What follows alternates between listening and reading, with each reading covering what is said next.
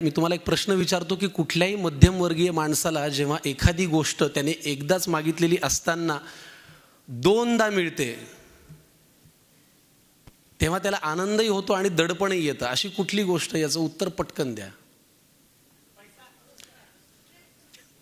जुळं. तर मी एकच मागितलं होतं, मला ते दोन मिळालं.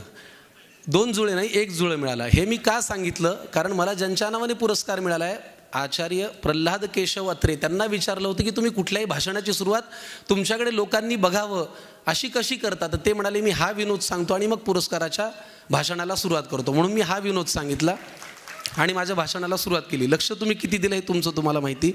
आज मंचावरती ज्या ज्या सन्माननीय सभासदांमध्ये, पुरस्कारार्थींमध्ये आणि मान्यवरांमध्ये मला बसवलेलं आहे आणि पुरस्कार दिलेला आहे, याने माझी जबाबदारी, माझं काम खूप जास्त पटीने मला वाढवावं लागणार आहे.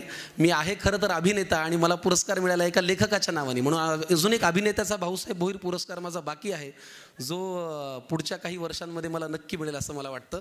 मी या नाट्य परिषदेच्या शाखेला फार मनापासून शुभेच्छा देतो. 29व्या वर्षामध्ये पदार्पण केलं आहे. या शाखेने अनेक चांगले चांगले संमेलनं केलेली आहेत. इथून पुढेही अनेक कार्यक्रम होतील आणि त्या कार्यक्रमांना आम्ही आवर्जून येऊ.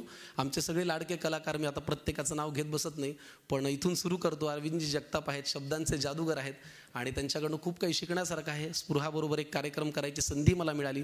भविष्यात कधीतरी आम्ही नाटकही करू.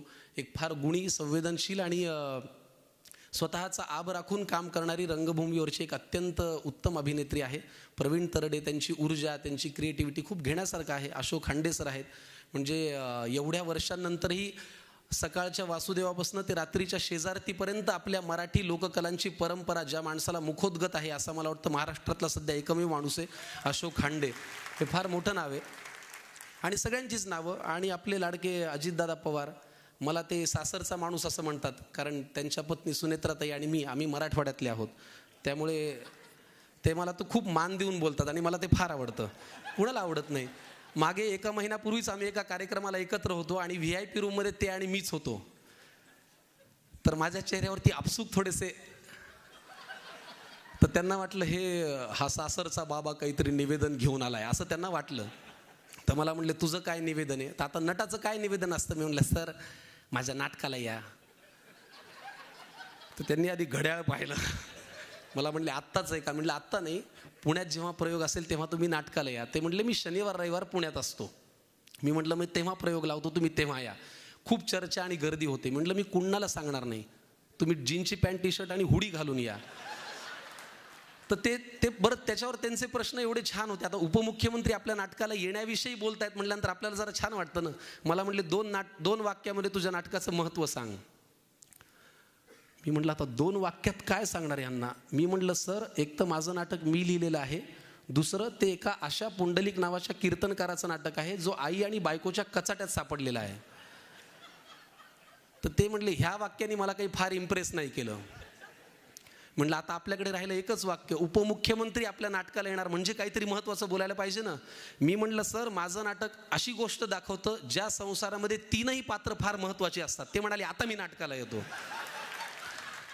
आणि त्यांनी मला वचन दिलं की ते माझ्या नाटकाला येतील.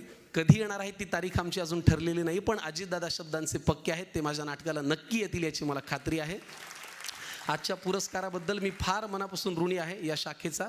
इथून पुढेही अनेक पुरस्कार मिळावे अशी मी देवाकडे प्रार्थना करतो, पण ते मिळवण्यासाठी मी काम करणार नाही. मी माझं काम प्रामाणिकपणे करत राहीन.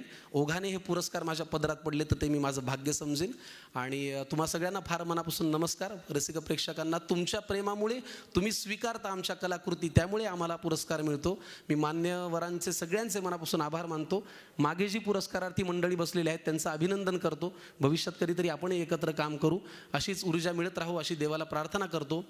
आणि थोडा वेळ असेल तर रात्री 9:30 वाजता माझ्याच नाटकाचा इथे प्रयोग आहे. ज्यांना पाहून जायचे त्यांनी पाहून जावं अशी मी विनंती करतो आणि खूप मनापासून तुम्हाला सगळ्यांना शुभेच्छा देतो. धन्यवाद. जय हिंद. ABP माझा, उघडा डोळे बघा नीट.